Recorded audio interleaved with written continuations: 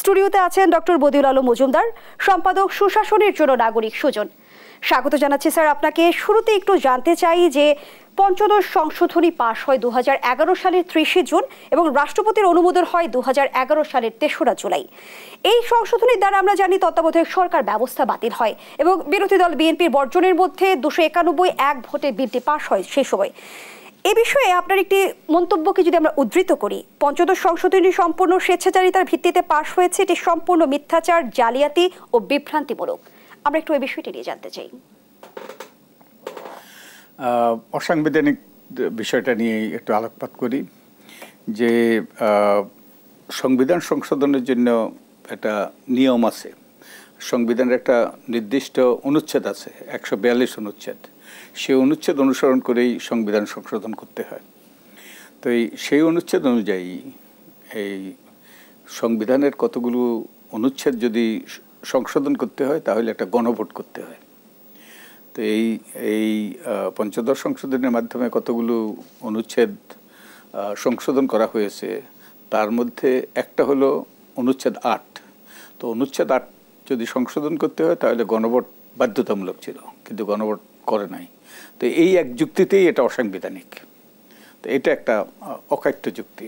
আরেকটা যুক্তি হলো এই সংবিধান পঞ্চদশ সংশোধনের মাধ্যমে সংবিধানের 1/3 প্রায় 1/3কে অসংশোধনযোগ্য করা হয়েছে, অর্থাৎ ভবিষ্যতের সংসদ এগুলো আর সংশোধন করতে পারবে না। তো এটা কোনোভাবেই ওই যে হতে পারে না, এটা অসাংবিধানিক। কারণ সংসদ সদস্যদের এখতিয়ার হলো ওই যে নিয়ম পদ্ধতি মেনে সংবিধান সংশোধন করা, ওটা তাদের অধিকার। তার মানে এক সংসদ এই সংশোধনী পাশ করে ভবিষ্যৎ সংসদ সদস্যদের অধিকার হরণ করেছে, এটাও অসাংবিধানিক। আরেকটা কারণ হলো যেমন যে এই পঞ্চদশ সংশোধনী পাশ হওয়ার আগে একটা শর্ট অর্ডার হয়েছিল সুপ্রিম কোর্টের আপিল বিভাগের, এবং শর্ট অর্ডারে বলা হয়েছিল যে একাদশ এবং দ্বাদশ সংসদ নির্বাচন তত্ত্বাবধায়ক সরকারের অধীনে হওয়ার পর না, দশম এবং একাদশ সংসদ নির্বাচন তত্ত্বাবধায়ক সরকারের অধীনে হওয়ার পরে এই তত্ত্বাবধায়ক সরকার ব্যবস্থা অসাংবিধানিকভাবে ঘোষণা করেছে আদালত। এবং আদালত আরও বলেছে যে বিচারপতিতে বাদ দিতে যদি চায়, বিচারপতিতে বাদ দেওয়ার লক্ষ্যে সংসদ সিদ্ধান্ত নিতে পারে। অর্থাৎ যে আদালত বলেছে শুধুমাত্র বিচারপতিতে বাদ দেওয়ার ব্যাপারে সংসদের এখতিয়ার রয়েছে, আর অন্যগুলোতে কোনো এখতিয়ার নাই। পরবর্তী 2 নির্বাচন তত্ত্বাবধায়ক সরকারের অধীনে হবে। কিন্তু এই সংশোধনী এই রায়ের পরে আমাদের মাননীয় সাবেক প্রধানমন্ত্রী তিনি বলেছেন, আমি তত্ত্বাবধায়ক সরকার বাতিল করি নাই, আদালত বাতিল করেছে। এবং আদালত বলেছে যদি ভবিষ্যতে তত্ত্বাবধায়ক সরকারের অধীনে নির্বাচন করতে হয় তাহলে সংসদের অনুমোদন লাগবে। এটা সেই জায়গা থেকে ডক্টর বদিউল আলম মজুমদার, তৎকালীন সরকারের আসলে ক্ষমতাকে প্রলম্বিত করতেই কি পঞ্চদশ সংশোধনী? নিঃসন্দেহে। কারণ আমাদের অতীতের দিকে যদি আমরা তাকাই, যে যতগুলো নির্বাচন দলীয় সরকারের অধীনে হয়েছে, যারা ক্ষমতায় ছিল তারাই ক্ষমতায় টিকে গিয়েছে, তারাই ক্ষমতায় ওই যে অব্যাহত ছিল। আর যে 4টে নির্বাচন তত্ত্বাবধায়ক সরকারের অধীনে হয়েছে, 3টা সাংবিধানিকভাবে আর একটা সংবিধান ছাড়াই একটা ঐক্যমতের ভিত্তিতে, এই সবগুলো নির্বাচনে কিন্তু যারা ক্ষমতায় ছিল তারা ক্ষমতার থেকে বিতাড়িত হয়েছে। তো তার মানে কি, যে দলীয় সরকারের অধীনে যদি নির্বাচন হয়, যারা ক্ষমতায় থাকে ক্ষমতাটা চিরস্থায়ী হয়। এবং আমরা দেখলাম যে 2011-তে তত্ত্বাবধায়ক সরকার ব্যবস্থা বাতিল করা হলো, সে 2014 নির্বাচন, 2018 নির্বাচন, 2024 নির্বাচন, এই সবগুলো নির্বাচন তো এই উদ্দেশ্যেই করা হয়েছে। এবং তারপর আমরা এও দেখলাম যে ছাত্র জনতার আন্দোলনের মুখে কিভাবে গণ অভ্যুত্থানের মধ্য দিয়ে সরকারের পতন হলো এবং নবগঠিত অন্তর্বর্তীকালীন সরকারের সামনে কিন্তু রাষ্ট্র সংস্কারের চ্যালেঞ্জগুলো রয়েছে। সেই জায়গা থেকে ডক্টর বদিউল আলম মজুমদার এখন কেমন বাংলাদেশ প্রত্যাশা রাখেন? আচ্ছা, তো ওটার আগে আমি যেটা বলতে চাই, যদি তত্ত্বাবধায়ক সরকার ব্যবস্থাটা বহাল থাকতো এবং এই যে গত জানুয়ারি 7 যে নির্বাচনটা, এটা যদি সুষ্ঠু হতো তাহলে কিন্তু এই যে মর্মান্তিক ঘটনাগুলো ঘটেছে, এতগুলো প্রাণহানি হয়েছে, এত লোক আহত হয়েছে, এত ক্ষয়ক্ষতি হয়েছে, এগুলো কোনোটাই হতো না, সবগুলো এড়ানো যেত। তো এই যে আমাদের গণতান্ত্রিক ব্যবস্থাকে ধ্বংস করা হয়েছে এবং যেটা সংবিধানের যে মৌলিক কাঠামোর অংশ, বেসিক স্ট্রাকচার বলে, তো এটাকে লঙ্ঘন করে আমাদের গণতান্ত্রিক ব্যবস্থাকে ধ্বংস করা হয়েছে এবং যার মাধ্যমে ক্ষমতা কুক্ষিগত হয়েছে, ক্ষমতা চিরস্থায়ী হয়েছে, যার বিয়োগান্তক পরিণতি আমরা দেখলাম। এখন কেমন রাষ্ট্র দেখতে চাই? আমাদের তরুণরা যেই প্রজ্ঞার পরিচয় দিয়েছে এবং তাদের যে নেতৃত্ব, যার প্রতি এই দেশের জনসাধারণ অকুণ্ঠ সমর্থন দিয়েছে, তাদের সাথে একত্রিত হয়ে এই গণ অভ্যুত্থান ঘটিয়েছে, তাদের দুটো আকাঙ্ক্ষা আমি শুনেছি। একটা হলো যারা এই অন্যায় করেছে, যে 3 ধরনের অন্যায় হয়েছে। একটা হলো মানবতা বিরোধী অপরাধ, অনেকগুলো প্রাণহানি ঘটেছে ইচ্ছাকৃতভাবে। মানবতা বিরোধী অপরাধের বিচার, দৃষ্টান্তমূলক শাস্তি, একই সাথে কতগুলো ফৌজদারি অপরাধ হয়েছে। এই যে মারধর করে, অন্তরীণ করে, তারপরে এমনকি হত্যা করা তো ফৌজদারি অপরাধ। মানবতা বিরোধী সেই অনেকগুলো হত্যা করা, অনেকগুলো মানুষের প্রাণহানি ঘটানো। তো এই যে অনেকগুলো ফৌজদারি অপরাধ করেছে, গুরুতর ফৌজদারি অপরাধ, গুম করা, খুন করা ইত্যাদি ইত্যাদি, মিথ্যা মামলা দেওয়া, মানুষকে বিভিন্নভাবে নিগ্রহ করা, আর কতগুলো দেওয়ানি অপরাধ হয়েছে, লুটপাট, তারপরে অর্থ পাচার, দুর্নীতি ইত্যাদি। এই মানুষের আকাঙ্ক্ষা, আমাদের ছাত্র তরুণদের আকাঙ্ক্ষা, জনগণের আকাঙ্ক্ষা হলো এগুলোর সুষ্ঠু বিচার হবে, এগুলোর তাদের প্রাপ্য শাস্তি যেন তারা পায়, যে কঠোর যে শাস্তি যেন পায় সেটা নিশ্চিত করা। আরেকটা আকাঙ্ক্ষা ছিল, সেটা হলো রাষ্ট্র মেরামতের আকাঙ্ক্ষা, রাষ্ট্রটাকে ঢেলে সাজানো। যেই পদ্ধতি, প্রক্রিয়া, সাংবিধানিক বিধান, আইন, এই একটা কর্তৃত্ববাদী সরকার, আবার কেউ কেউ ফ্যাসিস্ট সরকার বলে, তো এই সরকার প্রতিষ্ঠা করেছে আমাদের বুকের উপর জগদ্দল পাথর হিসাবে, এবং যার দ্বারা আমরা নিষ্পেষিত হয়েছিলাম, এতগুলো প্রাণহানি ঘটেছে, এটার জন্য আবার ফিরে না আসে। তো ওটার জন্য রাষ্ট্র মেরামত করতে হবে, কতগুলো পদ্ধতির পরিবর্তন করতে হবে, প্রক্রিয়ার পরিবর্তন করতে হবে, প্রতিষ্ঠানের পরিবর্তন করতে হবে, তারপরে আমাদের সংবিধানে পরিবর্তন করতে হবে, আইনে পরিবর্তন করতে হবে।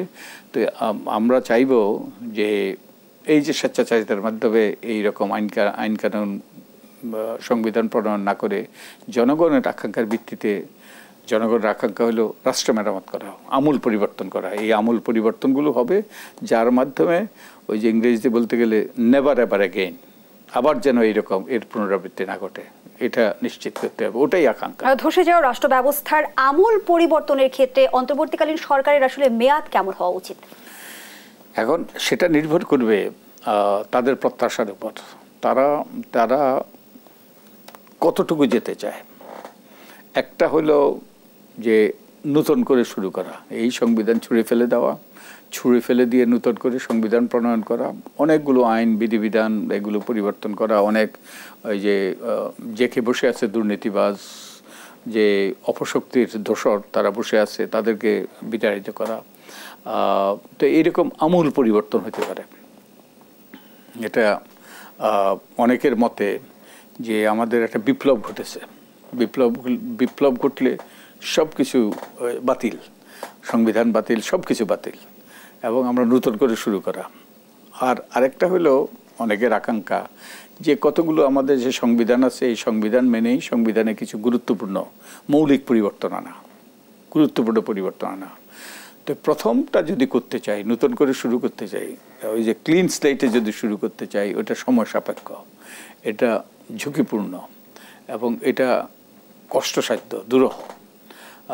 তো তাহলে সময় বেশি লাগবে। আর যদি আমরা এই সংবিধান মেনে সংবিধানে যদি পরিবর্তন আনতে চাই, এবং কিছু কিছু মৌলিক পরিবর্তন, ছোটোখাটো নয়, মৌলিক পরিবর্তন আনতে চাই, সময় কম লাগবে। এখন আমাদের উপদেষ্টা পরিষদ, আমাদের শ্রদ্ধাভাজন প্রফেসর ইউনূসের নেতৃত্বে, তারাই ঠিক করতে হবে তারা কতটুকু যেতে চান। তো তার উপর নির্ভর করবে কত সময় লাগবে। যেহেতু বলা হচ্ছে যে রাষ্ট্রের বেশিরভাগ প্রতিষ্ঠানগুলো আসলে ধসে পড়েছে বা ধ্বংস হয়ে গেছে, সেই জায়গা থেকে সুশাসন কিংবা গণতান্ত্রিক শাসন নিশ্চিতে অগ্রাধিকার কি হওয়া জরুরি?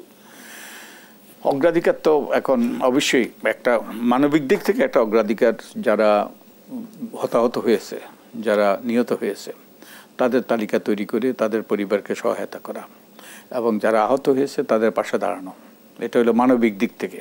ওকে, তারা চরম আত্মত্যাগ করেছে। আর যে আমাদের এই রাষ্ট্র পরিচালনার ক্ষেত্রে যে আমাদের অনেকগুলো প্রতিষ্ঠান ধসে গিয়েছে, তার মধ্যে একটা হলো আইনশৃঙ্খলা রক্ষাকারী বাহিনী। আইনশৃঙ্খলা রক্ষাকারী বাহিনী না তো, এটা ব্যক্তিগত বাহিনীতে পরিণত হয়েছিল, এটা রাষ্ট্রীয় বাহিনী ছিল না। এটা এবং তার ফলাফল কি ভয়ঙ্কর হতে পারে, আমরা কিন্তু ইতিমধ্যে তা দেখেছি।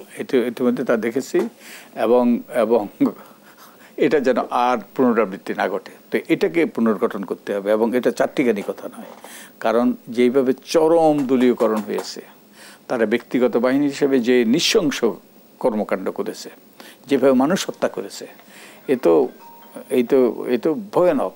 তো এবং এদেরকে বেছে বেছে ওই যে ভালোদেরকে রাখতে হবে, আর খারাপ যারা এই অপকর্ম করেছে তাদেরকে বিচারের আওতায় আনতে হবে। আর তো আমাদের এই যে রাষ্ট্রীয় বাহিনী, আমাদের সেই আইনশৃঙ্খলা রক্ষাকারী বাহিনীকে ঠিক করতে হবে। একই সাথে আমাদের প্রশাসনও চরম দলীয়করণের শিকার হয়েছে। এই চরম দলীয়করণের শিকার হওয়ার ফলে এটা অকার্যকর হয়ে গিয়েছে। আমাদের অনেক ঊর্ধ্বতন কর্মকর্তারা আর তারা ওই যে অফিস আদালত আসে না, তো পলাতক। এটাও ঠিক করতে হবে। আর আমাদের অনেকগুলো প্রতিষ্ঠানে, যেমন আদালত আরেকটা প্রতিষ্ঠান, আদালতে তো ওই যে আমাদের আপিল বিভাগ তো পুনর্গঠন করা হয়েছে, একজন ছাড়া সবাই পদত্যাগ করেছে। আমাদের হাইকোর্ট বিভাগও হয়তো কিছু কিছু পরিবর্তন আনতে হবে। আর আমাদের নিম্ন আদালত খারাপ অবস্থা, অত্যন্ত খারাপ অবস্থা। এরকম অনেকগুলো প্রতিষ্ঠান, নির্বাচন কমিশন, তথ্য কমিশন, তারপরে দুর্নীতি দমন কমিশন, মানবাধিকার কমিশন, এগুলো তো ওই যে আমাদের সরকারি কর্মকর্তাদের ওই যে রিটায়ারমেন্টের পরে তাদের কি বলে পুনর্বাসন কেন্দ্রে পরিণত হয়েছে। তো এগুলোকে এবং এরা চরম দলীয়, তারা মানুষের স্বার্থের পরিবর্তে দলীয় স্বার্থ, ব্যক্তির স্বার্থ তারা রক্ষা করেছে। তো সবগুলোকে এখন এই যে পুনর্গঠন করা দরকার, পরিচ্ছন্ন করা দরকার এবং এর জন্য কিছু কিছু আইন কানুনের পরিবর্তন করতে হবে, তারপরে বিধিবিধানের পরিবর্তন করতে হবে, ব্যক্তিকে বাদ দিতে হবে। তো অনেকগুলো জটিল, তো অনেকগুলো দুরূহ। অতীতে তত্ত্বাবধায়ক সরকার হয়েছে, ওগুলো ছিল রুটিন কাজ। বস্তুত তখন তত্ত্বাবধায়ক সরকারের যারা উপদেষ্টা ছিলেন তাদের তেমন কাজ ছিল না, কারণ তারা তখন একটা ওই যে আইনশৃঙ্খলা রক্ষাকারী বাহিনী, প্রশাসন সবকিছু ওই যে ফাংশনাল, সবকিছু কার্যকর ছিল। কিন্তু এখন কোনোটাই কার্যকর নয়। তাই ওই নতুন করে পুনর্গঠন করা এবং এগুলো দুরূহ কাজ, এবং এই দুরূহ কাজটা তাদের করতে হবে। এবং আমরা আমাদের জাতি হিসেবে আমাদের সকলকে তাদেরকে সহায়তা করতে হবে, কারণ তারা বিফল হলে আমরা সবাই বিফল। তাই আমাদের সকলকেই এই কাজে তাদেরকে সহায়তা করতে হবে। এবং দুর্ভাগ্যবশত আমাদের সব কিছু, আমাদের প্রধান উপদেষ্টা যেটা বলেছেন প্রফেসর ইউনূস, সব কিছু ভেঙে চুরমার করে যে আমাদের সাবেক সরকার প্রধান সে নিজে পালিয়েছেন এবং এই জাতির প্রতি চরম বিশ্বাসঘাতকতা করেছেন।